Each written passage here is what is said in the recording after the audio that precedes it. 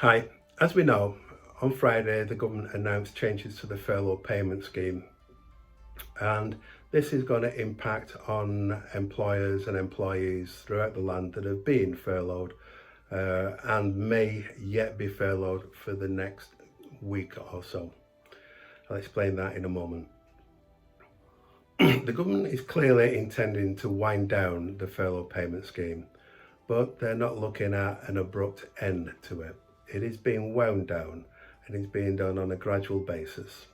For each of the next few months, there are going to be some changes, and I will explain those changes briefly and follow those explanations by a little bit of a chat about the implications for employers.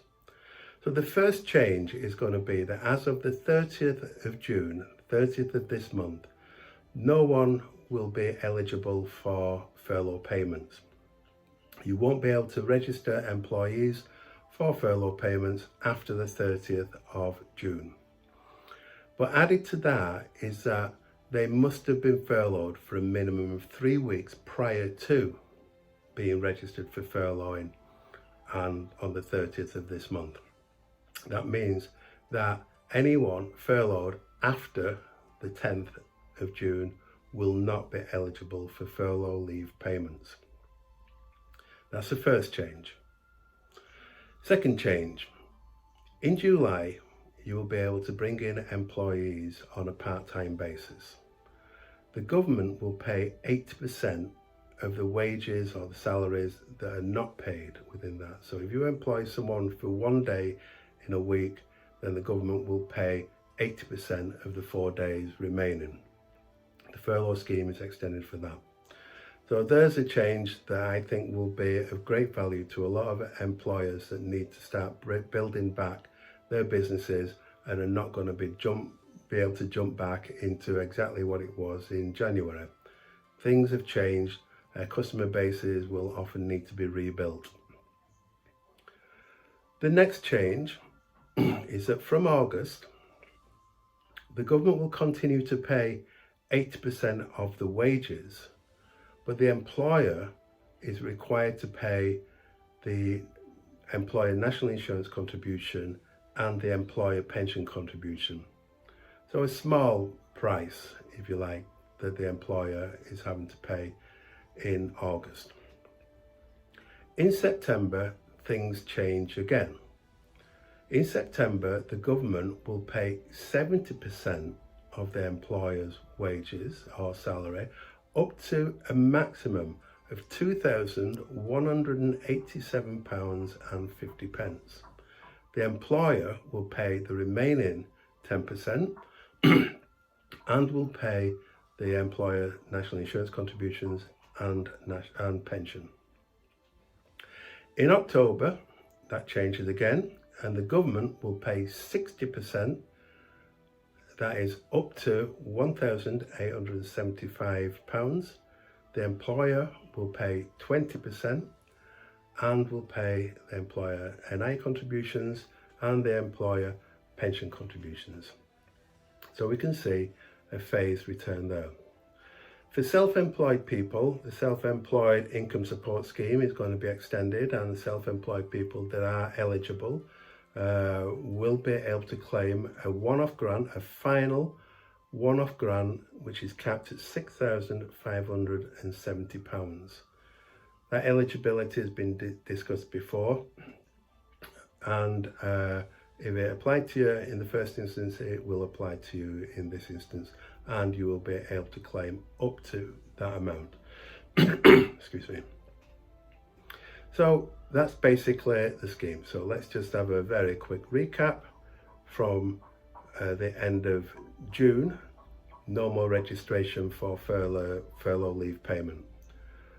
Through July, part-time working is allowed and 80% of the days not worked will be paid. From August, employers will pay the employer national insurance contribution plus the employer's pension contribution. From September, the employers will be required to pay 10% plus the employer national insurance contribution and pensions. From October, the employers will have to pay 20% plus the NI plus the pensions. Hopefully that's clear. For further information, please feel free to get in touch or access Gov UK for more details.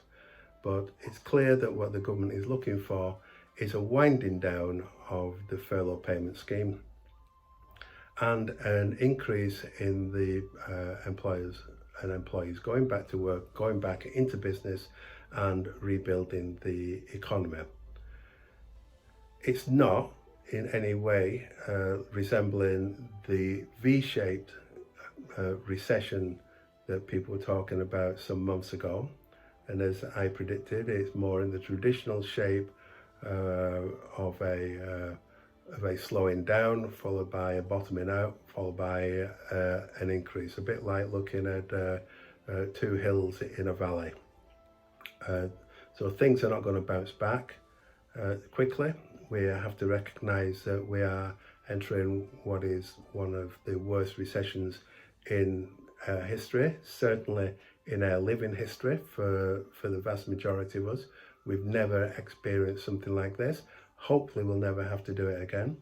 But what we have shown during this crisis is an ability to pull together and see things as a joint problem. I hope that that's going to continue, because as we come out of this, we have to look at different ways of working. Even if we're just looking at people coming back on a part-time basis, this can be used to help avoid redundancies. Too often in the past, I've seen it when an employer is having to reduce capacity by 20%, its salami slices its employee base and cuts off 20% of its staff. It's better that we start going into consultations and engage the workforces in such a way that we can look at better ways out of this particular crisis and try and maintain our workforces, even if they are working less hours than before. We need to be looking, as I've said on a number of videos, at things like workforce development, so that our workforces have the skills and the knowledge and the flexibility to cope with the challenges that are facing us in the future. We need to have some optimism for that kind of thing, and we need, as I've said, to be able to engage with our employees and employees with our employers, so that we can make sure that the best solutions are found for each of our separate industries. Now we're seeing over the next few weeks some changes in that retail, non-essential retail will be able to go back into business from the 15th of this month. Things like car showrooms have already opened up as of today. We have seen over the past few weeks that people have been coming back to work, and some of the essential things have had to happen to enable that. And one of those essential things is the COVID-19 risk assessment, followed by consideration of how we work. This is really, really important, and this is where the help of a human resource advisor, a human resource professional, can help with operational managers or business managers to look at their employment models and to help with the consultations that will facilitate change, not just being able to take effect, but to be able to embed within an organizational structure, so that these changes for the positive work out to be much more long lasting than knee-jerk changes that might come about if we don't go into this with some thought. So please get in touch should you feel that you need some help or some advice, or just a chat, or just comment. I would like to encourage everyone to subscribe to my YouTube channel, and on the Facebook Human Resource Management Made It Easy pages to like and share for the future. So thank you for watching this video. Hopefully we start pulling out of this together, like we've been pulling through this together, and we're looking forward to a much more positive future, knowing that it is not going to be easy by any stretch of the imagination. So good luck with your businesses, good luck with your employment practices, and I hope to speak to you very soon. Cheers. Bye bye.